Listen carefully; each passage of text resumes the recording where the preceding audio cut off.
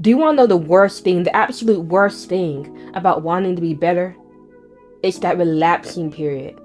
It's when you try to shift your bad habits, when you try to put your life together, when you try to do better, and you do good for a few days, but then you just crash down and return to the same bad habits. I'm not kidding you. I was in that cycle for so long where I wanted to wake up earlier. I wanted to work on my business. I wanted to write. I wanted to work out. I wanted to spend more time with my friends, my family. I wanted to do more things that were better for me rather than spending all my days waking up late, eating junk food, wasting time, playing the game, being on my phone, and not really seeing any progress in my life. Like, I wanted to make that shift, and I tried to make that shift for so long, and every single time I relapsed back into my old destructive patterns, and I felt like complete trash. And I tried to find ways to break that cycle. I didn't find it in YouTube videos. I did find it in books, and what I'm going to share with you is going to help you finally break that habit and how you can finally put your life together and stop sabotaging yourself, stop falling back into those old patterns. I'm going to show you how in this video, because I don't really see many YouTube videos speaking what I'm going to tell you. Like, my opinions are completely different from what you're going to hear from these other videos, from these other YouTubers. Not to say that these other YouTubers aren't good, it's just sometimes we need something different, you feel? And so I'm here to offer you that different perspective. Now, if you are in that predicament where you want to do something new, I want you to first take the time to write down in the comments, what is it you want to do? Like, what are the new things you want to do? And matter of fact, write down the bad habits, the cycle you keep falling into, and then write down what you want to do. So you'll have two lists: the things you want to stop doing, the cycle you want to get out of, and the things you want to start doing, and the things you want to, and the cycle you want to build. All right. And throughout this video, I'm going to be giving you tips to stop falling into those cycle and how to get into the new cycle. All right. But first, before we do, who am I? My name is Faith, and my goal is to help entrepreneurs, creators, and high achievers reach their goals by teaching you how to take action, stay consistent, and make your goals happen. And if you watch this far into the video, you might as well go ahead and hit that subscribe button, because I do make videos like this every single day because I want to help you get better. Alright, now, how can you stop falling off? How can you put your life together? You know, that's all we want to know.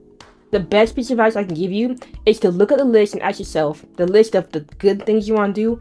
Ask yourself, can you do everything you said in 2 minutes? Can you do every item off that list in less than 2 minutes? Because if you can't do that stuff in less than 2 minutes, no wonder you're falling off. Look, I understand you have ambition. You want to change. You want to do better. You can't do better by jumping up to the very top. You can only do better by starting at the smallest rung and climbing up the ladder towards that better life you want. Because think about this. If I told you to, like, run a marathon and you just immediately start running it, and you're going hard out because you know what you want. You see the finish line. Okay, with a marathon, you can't really see the finish line. But for the sake of this analogy, we'll say you see the finish line, and you're going fast, and you're running, and then you run out of breath.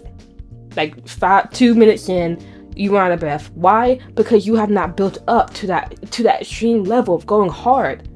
You have not built up to that. So if you want to get to that place where you can run that marathon straight out, you have to build up by starting small. By going for a jog, by walking around more, by changing up your diet, by doing these small things so that you can run that marathon. And the same thing applies to the new cycle you want to be in. You can't just start big and start rushing towards that new life where everything's put together, and you wake up in the morning and you're productive and you're crossing off all your lists and you're making big steps. You want to do it in the beginning, but you can't, because you're going to burn out every single time. And that was what was holding me back. I kept burning out. That is the only reason why you will fall back into your old cycle. You will keep burning out.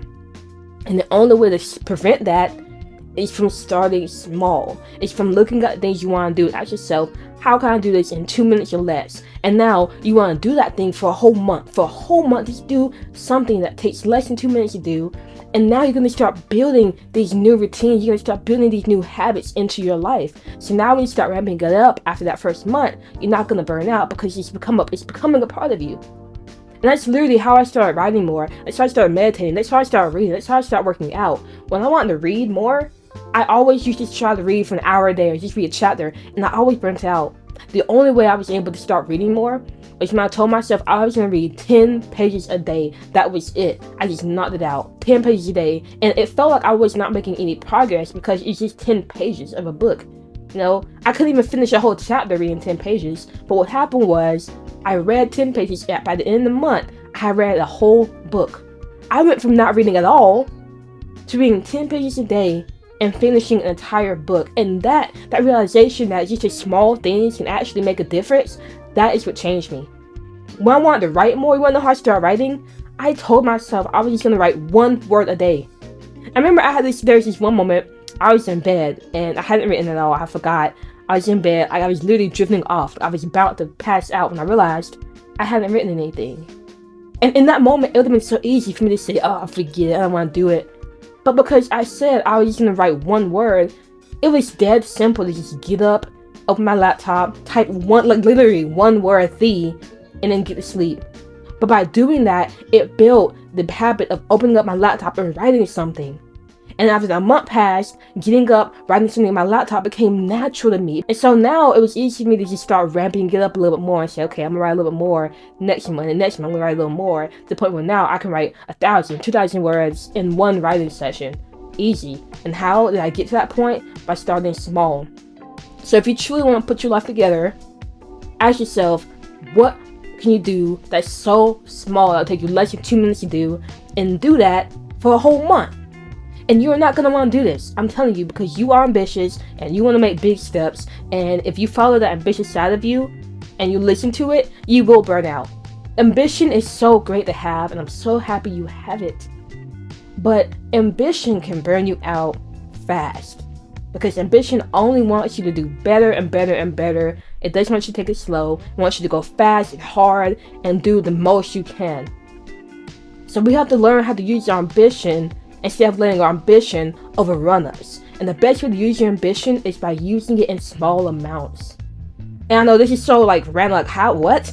This is something you've probably never heard before. But I feel like ambition is a superpower that can either control you and kill you, or you control it. And one of the best ways to control it is by not letting it tell you, oh, doing something small is so insignificant. You need to do something bigger and better and just go all out, go hard or go home. Don't listen to that side. Just listen to the side of you that says you want to do better. That's it. Listen to that side so that you'll do better, but don't listen to it saying you gotta do more and more and more. No, listen to what I'm telling you. Do small things, because that will help you build the momentum, build the routine, build the habit that sustain you when you begin to start gradually increasing that. Alright? So hopefully that made sense to you. I hope I was not rambling, but if you want to put your life together, start small, right? Look at the list you wrote and tell yourself, how can I break the things I want to do down into 2 minutes or less? And then just do that for a month.